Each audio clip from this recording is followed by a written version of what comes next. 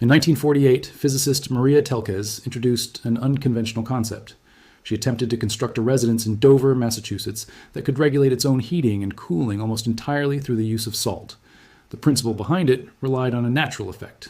Certain types of salt are capable of absorbing large amounts of heat during daytime, storing that energy and then releasing it when temperatures drop at night.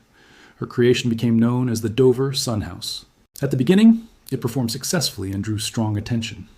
The press described it as the Model T of solar-heated housing, while popular science went as far as stating it was a scientific advance more significant than the atomic bomb. Despite that early enthusiasm, the project was later discontinued within only a few years. The idea of using salt as a method of climate control inside homes gradually faded from attention. The discussion now turns to the unusual science of cooling with salt and how this principle could potentially be applied to lower indoor temperatures during summer. To understand the idea, it is necessary to look at how heat enters a house on a hot summer day. Heat moves indoors through three main paths. It passes through solid materials by conduction, travels with moving air through convection, and arrives as radiant energy from the sun striking roofs and walls. During hot afternoons, all three processes combine, steadily adding energy into the interior. An old stone church on a hot day provides a simple comparison. Inside, the air often feels cool even without any mechanical cooling systems. This effect is not mysterious. It comes from thermal mass. Dead stone requires a large amount of energy to increase in temperature. It absorbs heat slowly throughout the day and prevents rapid temperature changes indoors. Modern housing, however, is built differently. Lightweight drywall, fiberglass insulation, and similar materials have very little thermal mass. As a result, when heat enters, they warm quickly, much like a thin metal pan heating almost instantly. That stored heat then moves indoors, often several hours after peak sunlight. This creates a timing problem. Because the heat released indoors overlaps with periods of high electricity demand, forcing air conditioners to work hardest during the most expensive hours. If heavy materials like stone help stabilize temperature, one might ask why homes are not simply built that way. Historically, many structures were. Stone, packed earth, and thick brick walls were widely used because they could absorb heat and release it slowly over time. However, stone regulates temperature by physically warming up, which requires very large mass and thickness to have a strong effect. A wall thick enough to meaningfully buffer summer heat would be impractically heavy and large for modern cities. There is, however, another class of materials that avoids this limitation entirely. These are known as phase change materials, or PCMs. Instead of storing heat by rising in temperature, they store it through melting. At the center of this discussion is Glauber's salt, a form of sodium sulfate combined with water. It melts at around 90 degrees Fahrenheit and can be adjusted, by mixing in ordinary table salt, to melt closer to indoor comfort levels near 70 degrees. The energy storage capability of these materials is significant. Per unit of weight, Glauber's salt can store up to 80 times more heat than brick, while its temperature remains nearly unchanged. This process occurs within the crystal structure itself. The salt is formed by sodium sulfate bonded with water molecules. When it reaches its melting point, the solid crystal breaks down and dissolves into its own water of crystallization. The energy required to break these bonds is drawn from surrounding air, keeping temperature stable as long as solid structure remains present. Think of it like ice sitting inside a glass of water. As long as even one cube remains frozen, the drink stays cool because incoming heat is used to melt the ice instead of raising the temperature. This was the same principle Maria Telkes aimed to use in the 1940s. Telkes was a Hungarian-American physicist who joined the solar research program at the Massachusetts Institute of Technology in 1939. During the war period, she had already demonstrated practical use of solar energy by developing a compact inflatable still that could turn seawater into drinkable water. That device was later included in survival kits for airmen who were forced down at sea. After the war ended, she shifted her focus to housing.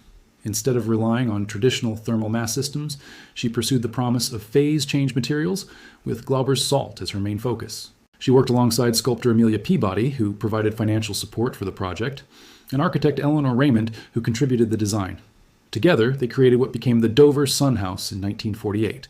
It was an unusual effort for its time, led entirely by 3 women. The structure itself was a single-story home shaped like a wedge. Its entire south-facing side was made up of 18 tall windows. Behind those panes, black metal panels absorbed sunlight and heated trapped air to roughly 100 degrees Fahrenheit. Low-energy fans circulated that heated air into 3 insulated storage units embedded in the walls. These units contained portions of 21 tons of Glauber's salt. During daylight hours, the warm air caused the salt to melt, absorbing heat and storing it within the material. At night, the system reversed. The fans pulled cooler indoor air back across the storage units, and as the salt returned to a solid state, It released the stored heat back into the rooms. In the beginning, the results appeared highly successful. Over its first 2 winters in New England, the system supplied about 91% of the home's heating demand, using only solar energy, with no conventional furnace operating. The house attracted wide attention. The Dover Sun House briefly became one of the most recognized residential experiments in the United States. However, by its 3rd year, the system collapsed in a severe failure. This breakdown revealed 2 fundamental problems that prevented the technology from becoming a standard approach in home construction. The first issue was phase separation. When raw Glauber's salt melted, part of it formed a dense, solid layer that sank to the bottom of the container and never fully mixed back into the liquid above. With each cycle, less of the material was able to properly reform. Over time, its storage ability declined, dropping by nearly half after only a limited number of cycles. The second issue was supercooling. In this condition, the melted salt cooled below its normal freezing point but failed to crystallize again. It remained trapped in a liquid state, making it unable to store or release heat as intended. In addition to these 2 failures, the material itself was highly corrosive. It gradually damaged and ate through the metal containers holding it.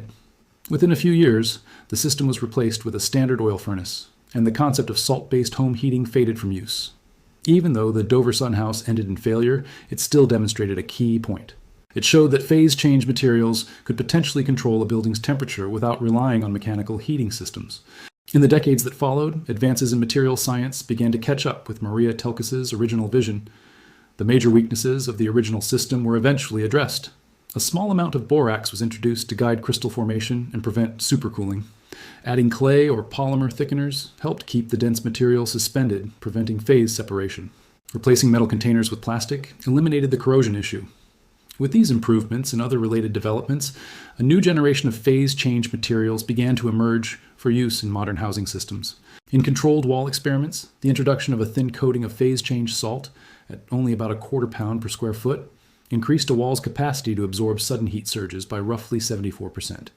It absorbed the peak solar load during the hottest hour before that energy could move indoors. In real occupied buildings, passive salt-based panels installed in walls, ceilings, and roof structures have reduced overall cooling energy use by about 15 to 45%. Because they capture afternoon heat and release it after sunset, they also reduce peak electricity demand. In some cases, that reduction reaches up to 57% when grid power is most expensive. When placed beside conventional systems, the comparison becomes clear. A standard central air conditioning system typically costs between $5,000 and $12,000 to install.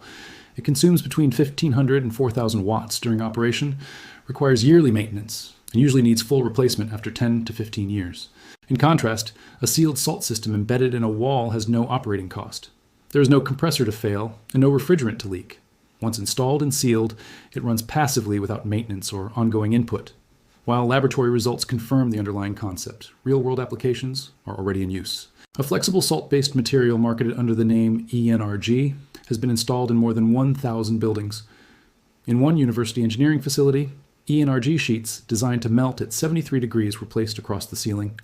This installation removed the need for mechanical air conditioning in that area completely, as the system recharged itself overnight, using cool outdoor air. The practical question then becomes how to apply phase change materials in homes. The first limitation is climate.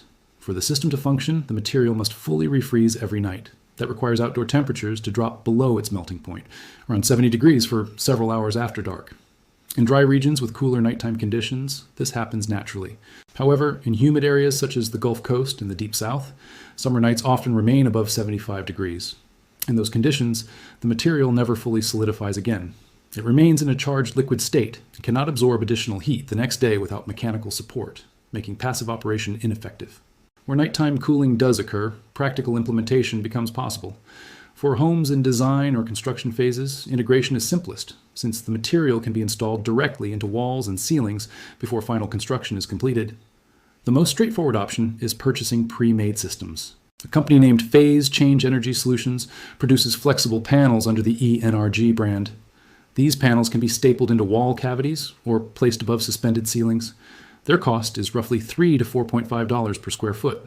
This is higher than standard insulation, but it is a one-time expense with no ongoing operational cost. A key requirement when using a phase change system for cooling is enabling nightly heat release. This means allowing the stored heat to escape after dark, typically by opening windows. Without this step, Glauber's salt remains in liquid form, unable to reset, and by morning the cooling function becomes ineffective. Although still in early stages of development, phase change materials represent one of the most promising advances in passive thermal regulation. They are expected to play a significant role in shaping how future homes manage temperature. Please leave your thoughts about this content in the comments below. Thanks for watching. See you in the next one.